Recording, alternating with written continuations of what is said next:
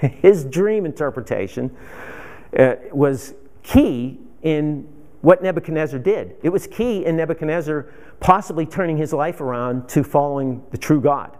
Now, there is no indication that he totally was following the true God, because he wavered up and down. He acknowledged God as being wonderful after the first dream, then he soon forgot about him. And then after the Shadrach, Meshach, and Abednego in the fiery furnace, he forgot all about that one, because if we remember the story correctly, there was a fourth person in there. And a lot of people would interpret that as saying that was Jesus in there with them. They came out with nothing except the ropes burned off that they tied him up with, but their clothing and everything else is fine, and they didn't even smell like smoke. So you think, Nebi, you getting the idea here? Come on, this is something that just doesn't normally happen. Nope, he forgets about that one. So he has to get the third dream, or the second dream, and then he has to crawl out in the woods in the wilderness for a time until he finally goes, this is the God of heaven. But did he waver again? Who knows? The guy was literally neurotic and psychotic. He was totally removed from reality when he went out in that wilderness and was eating grass and crawling around. All right. Each of those facets, we'll go through some questions and talk about those. The second principle that we're looking at is his determination. And the first was based on where are you in life. So we need to assess ourselves and look at ourselves and say, where am I in my life right now? That was the first question asked to mankind in the Garden of Eden. When Adam and Eve ate the forbidden tree, they went and hid. Get that? Hid from God. Isn't that interesting? Oh yeah, well, let's hide from God. He's not going to see us over. He can put some fig leaves on and hide behind the bushes. He won't see us. So they're hiding from God. God asks Adam, again, kind of a manly thing of saying, guys, remember Eve ate the fruit first? He goes to Adam. He calls out, Adam, where are you? Where's the buck stop, guys? Buck stop's here. So Adam, where are you? Does Adam take responsibility? No. He passes the buck. She did it. She made me do it. And then Eve goes, the devil made me do it. And so nobody takes responsibility. So could Adam's future been much different if he would have said, I did it, God, it's my responsibility. It's my fault, my problem. Could that have been different for Adam? Could he have been mentioned more in the Bible as far as being committed to God? But in any event, that's the first part. But the second principle that we're looking at is determination. So who are we? Who are we that we have that drive to say, God, I am going to follow you. I have purposed in my heart, like it says about Daniel. He purposed in his heart to do certain things. So physically, Daniel ate the pure food. He wanted only vegetables and water. And he did that kind of a spiritual end thing, but he probably had a combination of saying, some of this food that's, who knows, with the king's food, it might have been sweets or whatever. And kings throughout history have been known to get gout because they lived this life of luxury and ate all these foods that were just rich and probably not good for them. Drank a lot of wine and they just sat around and then, wow, gout. And how many of us can relate to that sometimes? And I look at my uncle. He keeps drinking the brewskis, and he gets the gout. And, it's not that. Okay, if you want to keep suffering, go ahead. Just keep doing that. But in any event, Daniel physically was determined and said, I'm going to do this. And he found a way to make that happen. Mentally focused. So when he proposed in his heart, he was of the nature of saying, I'm going to find a way to make this happen. Because he originally goes to the head steward and he says, hey, I don't want to defile myself. I want to eat just fruits and vegetables and just drink water. And the head steward goes, my head's going to roll if you come out weak and sickly. So no, you can't do this. So Daniel, instead of sneaking, he goes to the guy that's under that chief of the eunuchs, and he goes to him and says, hey, can we try an experiment? And just for 10 days, let us do this, and then you assess after that what's going on. So he had another plan. Do we have alternate plans? Are we determined to get things done and certain things done? All right, spiritually used. His determination was to use his giftings. So when Daniel finds out about King Nebuchadnezzar putting the mandate down to just kill everybody, kill them all, he calls in the guy that's killing everybody. He talks to him and says, tell me what's going on here. He starts looking into that. And so this is part of his determination too. But spiritually getting into that, he's looking at him and saying, what's going on here? And then after he finds out the situation, he goes right to Nebuchadnezzar. The guy that could just say, he doesn't even have to hear him say a word. He's coming through the door. Kill that guy. He's one of those magicians. He goes right to Nebuchadnezzar.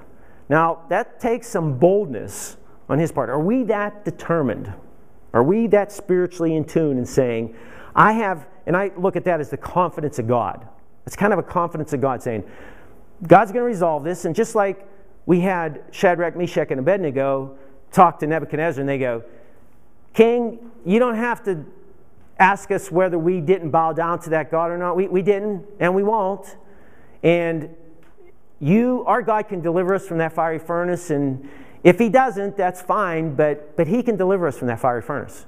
Now that's a kind of a swagger in the Lord that, man, do we want some of that? Do I want some of that? Yeah, I want some of that. All right. The last principle is engagement. We'll call engagement, and it's kind of a here I am attitude. If you look throughout Scripture, you'll see a number of biblical characters at some point in their walk with God, Isaiah and Moses and David. They come down and they say, here I am, Lord. Isaiah was another one. Here I am. Use me. So the attitude is, how can God use me? Here I am, Lord. Whatever it takes, here I am. And so we look at Daniel, and physically, we go through that story of him offering himself to that chief of eunuchs, and then going directly to Nebuchadnezzar. And then when the instance comes down that the governors and the satraps under Darius kind of trick him into saying, nobody can worship anybody but you, King Darius, Daniel still decides to go to his house after he hears, you will be thrown into the lion's den if you do not worship only King Darius. After he hears it, he goes right to his house, and he kneels and he prays and opens the doors towards Jerusalem, and he's praying to God. What's up with that? All right? We're going to address that in a question.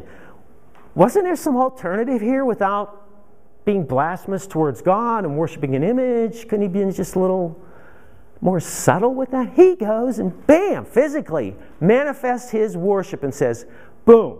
So how does that apply to our worship when we're here on Sundays? Daniel did it saying, I'm going to get thrown in the lion's den for this stuff. So we just need to address it. Look at that. Mentally, again, thinking of a way there is no way. So when Daniel, the one instance would be when King Darius, you would think after the King Darius he has to throw him into the lion's den. So Daniel spends the night there. King Darius yells in and says, "Oh, Daniel, has your God saved you?" And he yells out, "Oh, King, live forever." And I don't think he's mocking him or anything. He's like joyous to say, "Oh, King, live forever." Man, I want to get that attitude against somebody that really messed my life up. I mean, this is like major problems with me, throw me in a lion's den. And I still look at you and say, "Here I am, King Darius, I'm here to serve you. Oh, King, live forever." I want some of that. I want some of that attitude. Let's look at Daniel's life and say, how can we lock into that? And the attitude of providing the gifting that he has, his interpretation of dreams. So the one instance is where him and his friends, they had already started killing all the magicians and all the soothsayers and Chaldeans. They had already started that process. Daniel gets his friends together and says, "We're going to pray for us and all these other magicians. Now, you've got to realize, all these magicians and soothsayers, they're worshiping false gods. These are guys that, in other instances in the Bible, God says, kill them. All right? In this instance, Daniel goes and says, we're praying for us and for them, that he saves all these people. So, is that a testimony to Daniel? Yeah, that's some kind of neat spiritual tuned in and saying, I'm not looking just for me, but here I am, Lord. I want to serve, and I want to look at the best of things. I want to see what the best in life is. So, we look at those aspects of Daniel, and I think the interesting thing is, a couple of salient points are that, isn't it interesting that, first off, Daniel is one of the few characters in the Bible, there are no flaws recorded about this guy. He's flawless. And as a matter of fact, it says it in the Word. When they were picking him, the Chaldeans, he was kind of faultless. And it carried through the thing. Now, was he arrogant? Doesn't seem like he was an arrogant type of guy. He was recorded. Now, the irony is, who are some of the worst people we pick on today in our society, and I think throughout history, is politicians. Daniel was a politician. He was an interpreter of dreams, and some of our politicians think they can interpret dreams and think they can invent the internet, so they dream, but they're not necessarily true dream interpreters. But Daniel was a politician. I think God just goes up there and goes, isn't this cool? I picked one of the dregs, supposedly, of society. So let us look at politicians in a different manner. If God can look at politicians that way, so can we. And I recall one time, and God throws these little curves, my uncle was we were talking about the lineage of Jesus and his history. And he could not believe that Jesus had a harlot in his lineage. Rahab. A harlot. God redeems us, harlots, nasty kings, politicians. He does all that. I think that is so cool. And then, again, that attitude of Daniel. How do you deal with a neurotic and psychotic king and still look at him and say, oh, great king, I wish it weren't so for you, that this wouldn't happen. And this is the guy that threw his friends into the fiery furnace. This is Nebuchadnezzar in regards to Daniel's attitude. But he had the same attitude towards Darius. Now, this other king, the son or ancestor of Nebuchadnezzar, Belshazzar, who had the instance of the writing on the wall, Daniel might have been a little bit different with him in that it seems like he was not in the political realm at that time, or he was kind of removed because Belshazzar had forgotten about him, didn't even know about him, and he had to talk to the queen to figure out that Daniel could come in and interpret this. And then Belshazzar offers him all kinds of gifts and things. I'll robe you, and you're going to ride, you're going to have all these things. Daniel says, keep them. I don't want them. Isn't that kind of interesting? All right.